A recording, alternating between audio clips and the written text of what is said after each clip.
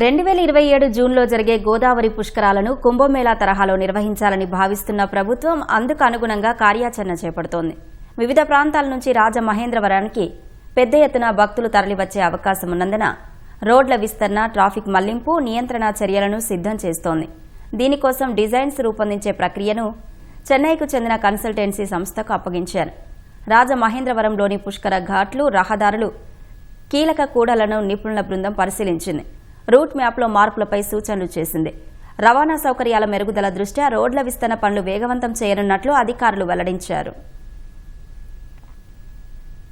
పుష్కరాల 2027లో ప్లానింగ్లో భాగంగా మనము ఒక కమ్ట్ అనే ఒక ఆర్గనైజేషన్కి రిక్వెస్ట్ చేశాము.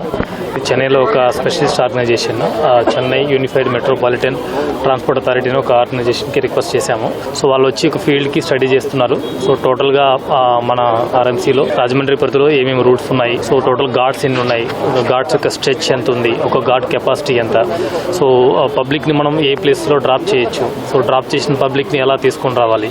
సో ఈ ప్లాన్ అని బేసిక్ ప్లాన్ అని మేము ఆల్రెడీ వేసాము. అది వాళ్ళతో ఒకసారి డిస్కస్ చేసి వాళ్ళ ఇన్పుట్స్ కూడా తీసుకొని ఒక ఫైనల్ ఒక ప్లాన్ అనేది తయారు చేసి మేడం దృష్టికి పెట్టడానికి ఒక ప్లాన్ అనేది చేస్తున్నాం.